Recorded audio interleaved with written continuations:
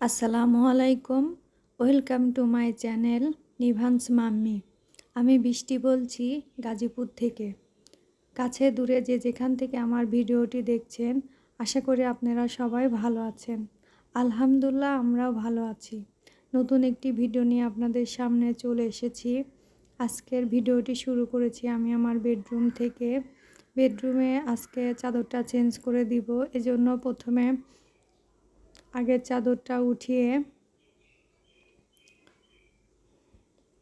বিছানাটা একটু ঝেড়ে নিলাম। তারপরে নতুন একটি পরিষ্কার চাদর বিছিয়ে দিব। চাদরটা যদি টান টান হয়ে থাকে তাহলে আমার বিছানাটা দেখতে না আমার কাছে অনেক ভালো লাগে। আমি কিন্তু এখানে একা কাজ করছি না, আপনারা দেখতেই পাচ্ছেন আমার ছেলেও কিন্তু আমার সঙ্গে কাজ করছে। আপনাদের আজকে একটু আগেই মনে করিয়ে দিই, যারা আমার চ্যানেলে নতুন আছেন এখন পর্যন্ত সাবস্ক্রাইব করেন নাই, প্লিজ আমার চ্যানেলটিকে সাবস্ক্রাইব করে দিবেন। আমার ভিডিও যদি আপনাদের একটু ভালো লেগে থাকে তাহলে ফ্যামিলি ফ্রেন্ডের সঙ্গে শেয়ার করে দিবেন, লাইক দিবেন, কমেন্ট করে জানাবেন আপনাদের মতামত। আপনাদের কমেন্ট পড়তে আমার অনেক ভালো লাগে। পাশে থাকা বেল আইকনটি প্রেস করে রাখবেন, তাহলে আমি ভিডিও ছাড়ার সাথে সাথে আপনাদের ফোনে নোটিফিকেশন চলে যাবে। আপনাদের সময় বের করে আমার ভিডিওটি দেখে নিতে পারবেন।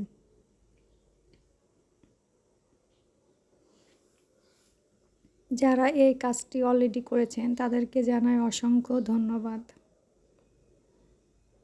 বিছানাটা গুছিয়ে নিয়ে এখন আমি বালিশের কভারগুলা চেঞ্জ করে নিব।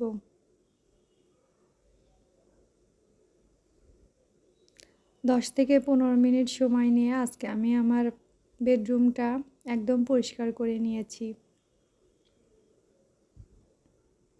অফ ক্যামেরায় আমি আমার এই খাটের ডিজাইনগুলো পরিষ্কার করে নিয়েছি। আসলে সব কিছু ভিডিও করে দেখানো সম্ভব নয়, সব কিছু দেখাতে গেলে ভিডিওটা অনেক বেশি বড় হয়ে যাবে। অনেকে আছেন বড় ভিডিও দেখতে পছন্দ করেন না।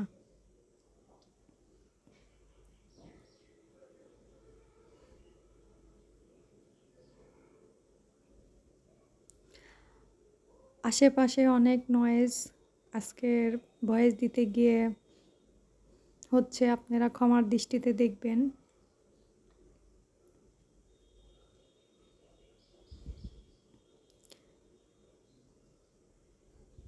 চাদরের কালারটা না অনেক সুন্দর, কিন্তু ভিডিওতে কালারটা বেশি একটা ভালো আসে নাই।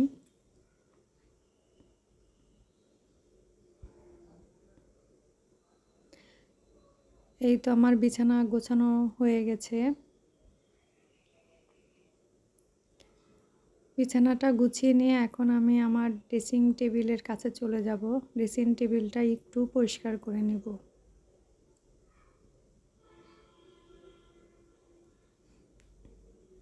যেহেতু কিছুদিন আগে আমার ছেলে একটু অসুস্থ ছিল, এখন যেহেতু ওয়েদার চেঞ্জ হচ্ছে, এই ঠান্ডা এই গরম, এজন্য আমার ছেলে ঠান্ডা লাগছিল। এই যে ওকে ওষুধ খাওয়ানোর পরে এখানে আছে ওইগুলা নাকে ডপ,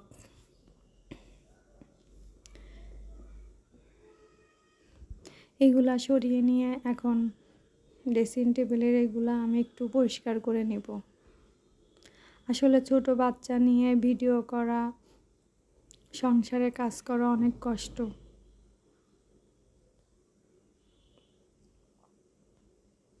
আপনারা সবাই আমাকে সাপোর্ট করবেন, আমিও আপনাদের সাপোর্ট করব।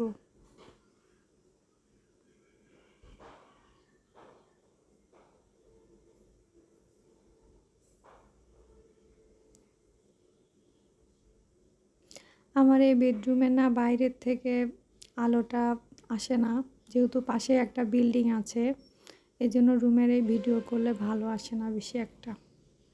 যাই হোক, যে আদা ছিলে রেখে দিয়েছিলাম, আদা আমি ব্লেন্ডার করে নিয়েছি।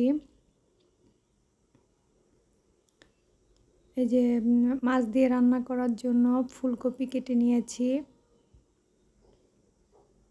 গতকাল রাতে হাজবেন্ড পালং শাক নিয়ে আসছিল, এটা কেটে রেডি করে নিলাম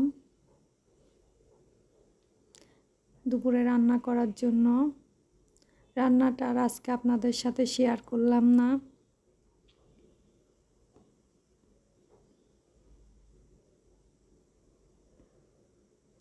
রান্না করার আগে এভাবে কেটে রেডি করে নিলে রান্নাটা অনেক তাড়াতাড়ি হয়।